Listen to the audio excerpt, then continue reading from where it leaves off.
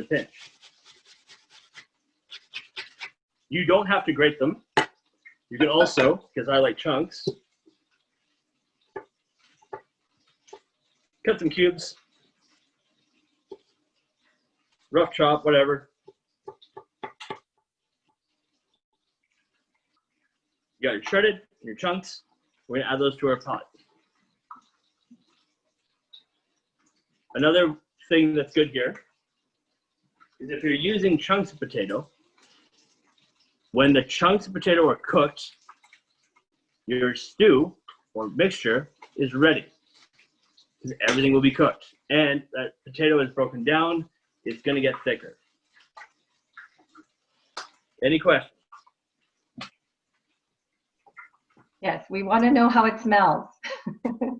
How does your kitchen smell? What's this on a scale of 1 to 10? How awesome does it smell? Honestly, right now, the biggest thing I'm smelling is onion and this fried chicken skin. Oh, yeah. But I've just added my potatoes. I'm going to be adding cinnamon, allspice, and clove. I think your recipes are 1 teaspoon, it should be 1 teaspoon cinnamon, half a teaspoon of clove, and a teaspoon of allspice. Again, huge Christmas flavors. That rosemary is going to kick into high gear here with all these spices as well. These are the spices I like. Nutmeg is great. If you want, you can just get rid of all 2 of the spices and just use cinnamon. Your pie, your rules. So and you've added the garlic in with the onions. Yeah, garlic, yeah. Onions, okay. Mushrooms, okay. Potato, blueberries, and figs are in the pot. Now we're going to add a little bit of our spice. We're going to stir it. And now, just now, it smells like Christmas. We'll let this cook for a minute. Meanwhile, an update on our chicken skin. A little anemic right now, flipping it over. Oh, good. I can do better than this, I'm sorry. There we go. Starting to pick up a little bit of color here. That's fine. Chicken skin, like every unhealthy food, loves salt. So give it some. Okay. So our mixture is cooking. I'm not gonna go through how to make pie dough. It's really easy. Mix flour, egg. Oh, immediately wrong. Flour, egg, butter, and salt, and a little bit of sugar makes this pie dough. That one recipe I gave you should make enough pie to fill 1 pie tin. This is a 9-inch pie tin. Underneath, I have brushed it in butter and dusted it with flour. That's going to help remove it from the tin at the end. If you have a non-disposable tin, awesome. Again, your kitchen, your rules. Roll your pie, after you mix your pie dough, rest it for a little bit in the fridge or at room temperature. Give it a roll, and then line your pie tin. Next up, your mixture, once it's done, it'll look like this. Look at that brown mush, perfect. It will cool, and you could take it from pot and put it right here. You're adding a hot liquid on top of cold butter. And yes, liquid and fat don't really mix. It is best for you to cool your mixture down completely. Also, it gives you a chance for your flavors to get to know themselves. And marinate. Small fire over here, everything's fine. When you're ready, you're gonna take, before we do that, mixture. This has got everything in it. That's what it looks like. Okay. Yes, there's some purple streaks in there. It will become this. So when you're ready, and this is cool, take your mixture, scoop it into the middle of your pie. So Put in this mixture. Oh, I was going to ask, if you were going to make this in advance, Yep.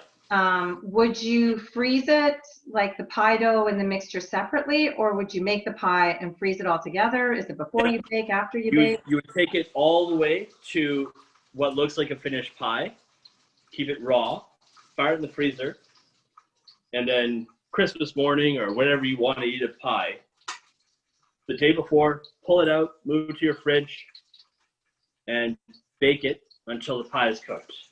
And I say that loosely, because this mixture is already cooked. I think your recipe calls for it to be cooked for 45 minutes. Everything here is cooked. There's no danger of you eating raw chicken. The only thing you need is it to be hot all the way through and your pastry to be cooked.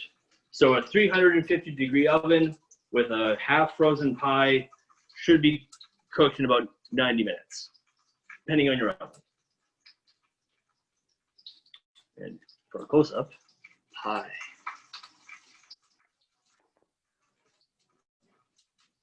One thing I like to do is, I'm sure you've noticed, hey, where are the drumsticks?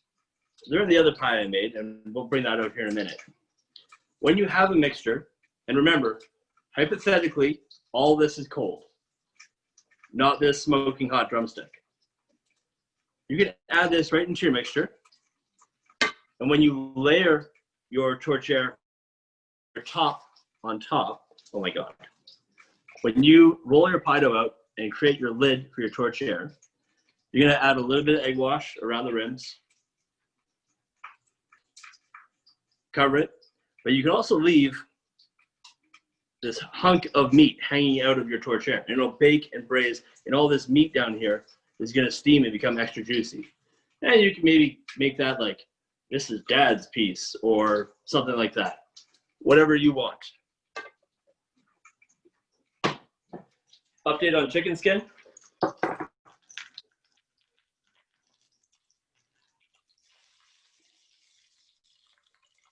Coming along. It's also giving off a lot of chicken fat, which you can use if you want to make this over and over again. You can use that chicken fat instead of canola oil to sear your chicken. And now you're just recycling. Perfect. We're about to do a dramatic reveal. Does anyone have any questions about the mixture process, pie dough, or anything else? So if you were doing this from fresh, and like me, I made the mixture, I cooled it, I rolled up my pie dough, filled up a pie tin, covered it, and then I baked it for about 50 minutes at 350 degrees in a non-convection oven with an egg wash on top.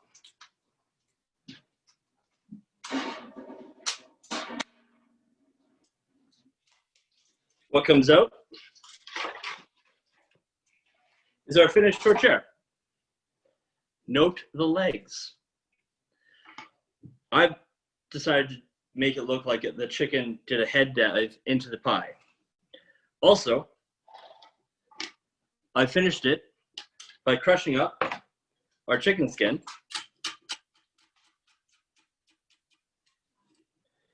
and fired it all the way on top. So now we got chicken skin on top of a chicken pie with chopped up rosemary. I'll bring you in for a closer look here. Remember, there's no tin here that the pie is holding, which again, for not rehearsing this, huge win for me. That's great. I don't know if anybody else is leaning in to try and smell. I haven't quite got the hang of virtual demos yet. I kind of want to smell it. A quick question, why non-convection oven? Or is that just what? 1 second, let me just show this off. Looks good. All Wow. right. Look at those big chunks of meat. Yeah, okay. Yeah. Why a convection oven? Oh, good for me. Convection ovens are fine, but the reason why I say 350 in a non-convection oven, there's a difference between temperature and heat. A 350-degree oven with no fan is different than a 350-degree oven with a fan. Your oven that has a fan behaves actually 25 to 50 degrees hotter than a regular, a non-fan oven.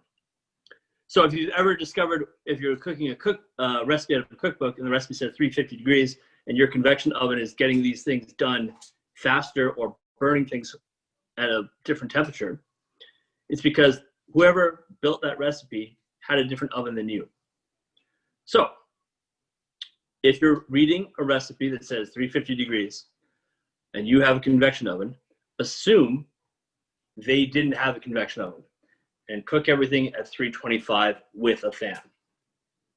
The heat will move around the oven a lot more and there'll be more heat around it versus just coming from the bottom. And I just realized I spent 3 minutes talking about ovens. Anyone else got questions? Yeah, that's a great question. I like that question. Yeah, so did you put, oh, they're wondering what you put on top. So did you put another piece of dough on top around the chicken legs, and then you finished it with? I put crispy chicken skin all over top of it and chopped up rosemary as it was hot. So the rosemary kind of like steamed into the pie dough and gave it a little bit more flavor. Okay. Did you put the rosemary in the pot though as well?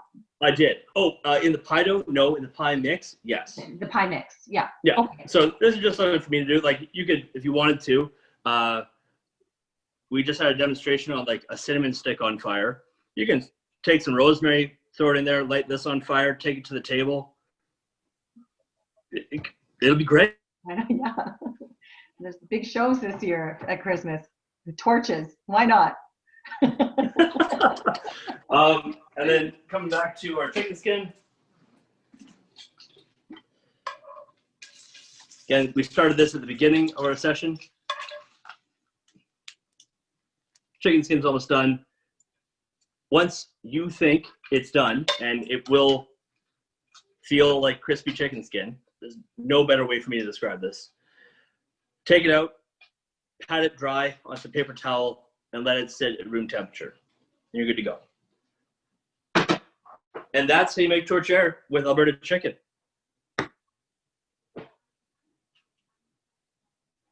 Uh-oh. Yeah, okay. That's great. Thank you so much. Thank you so much. It was really, great demo. I love it. Thank you. I hope everyone liked it. If you wouldn't mind, I just got one quick thing I want to say. Yeah. Holidays are coming up, and a lot of your favorite restaurants are going through a tough time. And this is not a plug for you to go give them money. Honestly, just ask them how they're doing. See how their staff is. A lot of their staff are going to spend holidays alone. It's okay just to reach out, and empathy is free. Thank you very much, everyone. Have a wonderful holiday season. Thank you. Thanks, Steve. I did have a question. You guys are doing something at Milk Crate is it kind of you order on Wednesdays and you can come and pick it up on Fridays? Is yes, that kind of it? Yeah. We have some take and bake orders like tourtiere, not this tourtiere, actually like proper tourtiere. But you know how to make this tourtiere now, so it's fine. We have hot chocolate bombs. We have cookie decorating kits. Check out our Instagram at Eat at Milk Crate for more details. We close our pre-orders on like Wednesday night, and it's available for pickup from the cafe on the Friday. We've got one more Friday coming up. We're making about 200 hot chocolate bombs a week right now. It's insane. And we still have cooking classes available as well in the new year. So, and we do it virtually. You know, if you like this experience and want more erratic pie making, we can do that too. Yeah, great. Yes. And I totally support you and agree about supporting local businesses and restaurants and chefs. And yeah, I mean, even if you can give them a shout out on social media, I know that that's appreciated. And If you're thinking of takeout, why not support somebody that's local? And some of them have delivery options or pickup. Sometimes it's pretty easy too. So great. Thank you so much. Yep, and some of them might not even be thinking like this. If you have a creative idea that you think your favorite cafe could do, like, hey, I want to learn how to make that thing at that restaurant, ask them. They are doing nothing right now. They have time. Unfortunately. Unfortunately, yeah. Okay, no other questions, but everybody, looks like everyone was excited to try this at home, and I think it was a pretty awesome. Awesome. Thank you guys so much. Good. Okay, so for another giveaway, before our